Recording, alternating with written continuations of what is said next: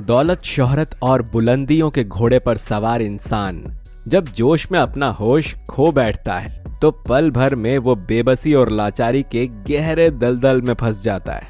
उसकी जिंदगी किसी काल कोठरी में पड़े बेजान इंसान जैसी हो जाती है, जिसके हिस्से में अंधेरे के सिवा और कुछ नहीं आता। उसकी उम्मीदों के चिरागों की लौ हमेशा के लिए बुझ जाती है।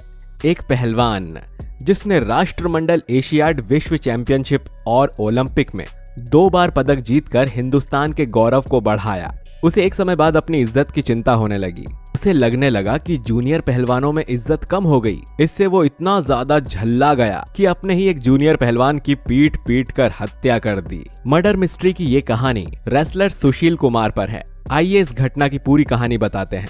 कैसे पहलवान से गैंगस्टर की ओर इन्होंने अपना रुख किया और किस तरह बेरहमी से अपने ही शिष्य को इन्होंने स्टेडियम में मार डाला। ये कहानी बेहद हैरान कर देने वाली है, पर इस कहानी को सुनने के बाद आप भी किसी पर विश्वास नहीं कर पाएंगे, क्योंकि पहलवान सुशील कुमार उस इंसान के गुरु थे जिसने उन्हें अपना भगवान माना था। तो चलिए शुरू करते हैं इस कहानी को, जो भारत के ऐसे पहलवान की है जिस पर हर कोई नाज करता था, लेकिन आज जेल की सलाखों के पीछे हर कोई इसे खूनी के तौर पर देखता है। हिंदुस्तान के मशहूर पहलवान सुशील कुमार की जिंदगी में भी कुछ ऐसा ही वाकया पेश आया है। जोश में होश खोकर एक गलती कर देने की वजह से उनकी चकाचौंध भरी जिंदगी में अंधेरा घुल गया है। शोहरत और इज्जत खाक में मिल गई है। सुशील कुमार की इस गिरफ्तारी और एक जूनियर खिलाड़ी के कत्ल में उनका नाम आने पर लोग हैरान हैं।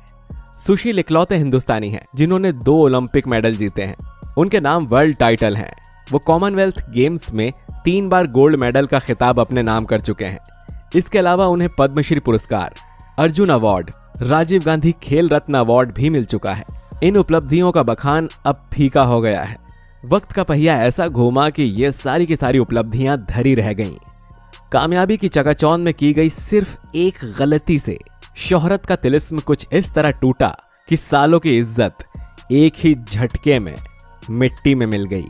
और सुशील कुमार की तलाश में दिल्ली पुलिस ने न सिर्फ गैर जमानती वारंट लेकर देश का कोना कोना छाना, बल्कि गिरफ्तारी से नाकाम रहने के बाद पुलिस ने सुशील कुमार के नाम 1 लाख रुपए का इनाम भी रखा था। हरियाणा के एक छोटे से गांव में रहने वाले सुशील कुमार ने अपनी मेहनत और काबिलियत के दम पर हिंदुस्तान ही नहीं बल्कि पूरी दुनिया में कुश्ती में अपनी एक मुख्तलिफ पहचान बनाई थी। सुशील कुमार मुल्क के एक ऐसे इकलौते पहलवान हैं जिन्होंने 2 बार ओलंपिक मेडल जीते हैं। वो कॉमनवेल्थ गेम्स में 3 बार गोल्ड मेडल अपने नाम कर चुके हैं। इसके अलावा हुकूमत उन्हें पद्मश्री, अर्जुन और राजीव गांधी खेल रत्न अवार्ड से भी नवाज चुकी है। 14 साल की उम्र में पहलवान यशवीर और रामफल के मार्गदर्शन में छत्रसाल स्टेडियम में ट्रेनिंग शुरू की। इसके बाद महाबली सतपाल ने उनका खेल संवारा। 2008 बीजिंग ओलंपिक में सुशील ने कुश्ती में भारत के 52 साल के सूखे को खत्म किया। सुशील ने इसमें ब्रॉन्ज मेडल अपने नाम किया। इससे पहले 1952 में केडी जाधव ने मेडल जीता था। इसके बाद लंदन ओलंपिक में भी सुशील ने सिल्वर मेडल जीता। 2009 में सुशील को राजीव गांधी खेल रत्न अवार्ड और 2006 में अर्जुन अवार्ड से नवाजा गया। 2012 लंदन ओलंपिक के बाद से उनके दूसरे पहलवानों से रिश्ते खराब होना शुरू हुए। एक समय में सुशील के खास दोस्त माने जाने वाले योगेश्वर दत्त और बजरंग पूनिया ने उनसे दूरी बना ली। इसके साथ ही छत्रसाल स्टेडियम तक छोड़ दिया। वहीं जितेंद्र और प्रवीण समेत कई पहलवान ने उनसे बात करना बंद कर दिया। एक समय सुशील के कोच रहे रामफल और वीरेंद्र सिंह ने भी छत्रसाल स्टेडियम छोड़ दिया। 2016 के बाद से गैंगस्टर्स से कथित दोस्ती बढ़ी बताया जा रहा है कि 2016 ओलंपिक के बाद से ही सुशील की गैंगस्टर्स के साथ दोस्ती बढ़ गई थी। उन्होंने प्रोफेशनल ट्रेनिंग में कम और वसूली के कामों में ज्यादा ध्यान देना शुरू कर दिया। आरोप है कि सुशील विवादित जगहों को खरीदते थे। छत्रसाल स्टेडियम में पूरी दबंगाई थी। दिल्ली के अधिकतर टोल ठेकों में गठजोड़ है। सुशील कई गैंगस्टर्स के साथ कथित संपर्क में थे। रेसलिंग से दूर रहे, रियो ओलंपिक नहीं गए। सुशील ने दिल्ली और गाजियाबाद के बॉर्डर पर टोल टैक्स वसूलने का ठेका दिल्ली नगर निगम से लिया था। सुशील पर आरोप था कि उन्होंने यहां पर टोल वसूलने का जिम्मा गैंगस्टर सुंदर भाटी को सौंपा था। इन सब के बीच में रेसलिंग पर कम ध्यान देने की वजह से उन्हें 2016 रियो ओलंपिक में कोटा नहीं मिला। बताया जाता है कि इसके बाद सुशील को बंदूक रखने का भी शौक चढ़ा। सूत्रों के मुताबिक सुशील जेल में बंद पूर्व विधायक रामबीर शौकीन के जरिए कुख्यात गैंगस्टर नीरज बावनिया के संपर्क में आए। शौकीन नीरज बावनिया के मामा हैं। वहीं शौकीन के जरिए ही सुशील बहादुरगढ़ के गैंगस्टर राजीव उर्फ काला असौदा के संपर्क में आए थे। काला को 2017 में झज्जर कोर्ट के बाहर नीतू दाबोदिया अशोक प्रधान गैंग के शार्प शूटर ने मार गिराया था। कुछ समय पहले जठेड़ी और उसके गैंग से बढ़ी दोस्ती। कुछ समय पहले वो काला जठेड़ी के संपर्क में आए थे।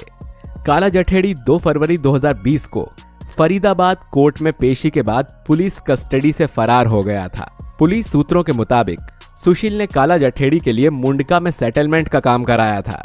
बताया जा रहा है कि जठेड़ी फिलहाल दुबई में है। हालांकि 2019 में सुशील कुमार की जिंदगी बढ़िया चल रही थी। देश के हर हिस्सों में उनके लिए बुलावा आ रहा था। दिल्ली का छत्रसाल स्टेडियम पूरी क्षमता के साथ चल रहा था। पैसों की कोई कमी नहीं थी। इसी दौरान 10 दिसंबर 2019 को दिल्ली के मॉडल टाउन में सुशील ने अपनी पत्नी सावी सोलंकी के नाम 90 लाख का एक फ्लैट खरीदा। सुशील ने B10/6 नंबर के फ्लैट को खरीदने के बाद 40,000 रुपए महीने के किराए पर दे दिया। सुशील कुमार ने राष्ट्रमंडल एशियाड कॉमनवेल्थ गेम्स में भारत के लिए गोल्ड मेडल जीते। ओलंपिक में एक बार सिल्वर और एक बार कांस्य पदक जीता। किराए पर रहने वालों में पहलवान सागर धनखड़, सोनू भक्तू और अमित थे। भक्तू और अमित को छत्रसाल स्टेडियम में भी रूम मिल गया था। सभी हरियाणा के थे और कुश्ती के जरिए नाम रोशन करना चाहते थे। 23 साल का सागर धनखड़ उभरता हुआ पहलवान था। पिता अशोक धनखड़ दिल्ली पुलिस में कांस्टेबल थे। चाहते थे कि बेटा पहलवानी में नाम रोशन करे, इसीलिए उसे छत्रसाल स्टेडियम में दाखिला दिलवा दिया। ये स्टेडियम सुशील कुमार और उनके ससुर सतपाल चलाते थे।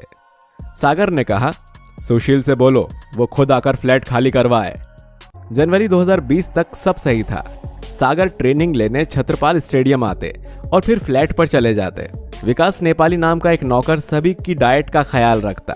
कुछ दिन बाद सोनू महाल ने फ्लैट छोड़ दिया। ये सोनू महाल हरियाणा के बड़े गैंगस्टर काला जठेड़ी का ममेरा भाई था। फरवरी 2020 में सागर का पड़ोसियों से पार्किंग को लेकर विवाद हो गया। पड़ोसियों ने सुशील को फोन करके सारी बातें बता दी। सुशील ने सागर को तुरंत फ्लैट खाली करने को कह दिया, लेकिन सागर ने ऐसा नहीं किया। सुशील ने अपने साथ अजय और रघुवीर को फ्लैट खाली करवाने के लिए भेजा। ये दोनों पहुंचे और सागर से कहा, कमरे का पुराना बाकी किराया देकर इस फ्लैट को खाली करिए। सागर ने मना करते हुए कहा, तुम्हारे कहने से नहीं खाली करेंगे, अपने पहलवान से बोलो वो खुद आकर खाली करवाए। अजय और रघुवीर वहां पहुंचे और पूरी बात सुशील को बताई। वो गुस्से से भर गया। सुशील कुमार ने खुद ही हाथ में हॉकी लिया और जाकर उसे पीटना शुरू कर दिया। उसने अपने दोस्त प्रिंस से कहा कि तुम वीडियो बनाओ। सुशील हॉकी स्टिक से मार रहा था और मोबाइल से वीडियो बनवा रहा था। 7 गाड़ियों का काफिला रात के 1 बजे छत्रसाल स्टेडियम पहुंचा। यहां सागर सहित सभी 5 पहलवानों को गाड़ी से उतारा गया। गेट का दरवाजा बंद करके गार्ड को घर भेज दिया गया। इसके बाद सभी को बुरी तरह से पीटना शुरू किया गया। सुशील के हाथ में हॉकी स्टिक था। वो जब उसे पीट रहा था तब अपने साथी प्रिंस से कह रहा था कि तुम वीडियो बनाओ। सोनू महाल के दोनों हाथ तोड़ दिए गए। इसी दौरान पुलिस आ गई। सभी बदमाश बेसमेंट में जाकर छिप गए। पुलिस वहां पहुंची तो भक्तू को लेकर भाग गए। इधर पुलिस ने सागर और सोनू महाल को अस्पताल पहुंचाया। भक्तू की पत्नी ने पुलिस को फोन लगाया कि उसके पति को किडनैप किया गया है, लेकिन तभी भक्तू से सुशील ने उसकी पत्नी को वीडियो कॉल करवाया। कहा, बोल कि कोई किडनैपिंग नहीं हुई है। भक्तू ने बोला, लेकिन पत्नी को भरोसा नहीं हुआ। उसने तुरंत फिर से पुलिस को फोन लगा दिया। इसके बाद सुशील ने उसे भी छोड़ दिया। सागर की मौत के बाद सुशील उत्तराखंड के एक आश्रम में जा छिपा। 5 मई की सुबह खबर आई कि सागर धनखड़ की मौत हो गई है। इस खबर ने पूरे देश का ध्यान अपनी तरफ खींचा। सुशील फरार हो गया। 6 मई को वो हरिद्वार होते हुए ऋषिकेश पहुंचा, जहां एक आश्रम में रुका। 7 मई को दोबारा दिल्ली वापस आया और वहां से हरियाणा के बहादुरगढ़ पहुंचा। पुलिस इस दौरान लगातार छापेमारी कर रही थी। पहले 25,000 का इनाम रखा गया और फिर इसे बढ़ाकर 1 लाख कर दिया गया। 10 मई को सुशील बहादुरगढ़ से चंडीगढ़ और फिर चंडीगढ़ से भटिंडा पहुंचा। यहां पुलिस को खबर लग गई, लेकिन जब तक पुलिस पहुंचती सुशील फिर से फरार हो गया। भटिंडा से चंडीगढ़ और फिर वहां से गुरुग्राम आ गया। 2 दिन रहने के बाद वो पश्चिम दिल्ली पहुंच गया। इस दौरान कोर्ट में अग्रिम जमानत के लिए याचिका दायर की, लेकिन कोर्ट ने उसे खारिज कर दिया। बताया कि छत्रसाल स्टेडियम सिर्फ एक रेसलिंग हब नहीं है, बल्कि क्रिमिनल्स का ठिकाना भी रहा है। 90 के दशक में दिल्ली पुलिस वसूली के मामले को लेकर एक माफिया की तलाश कर रही थी।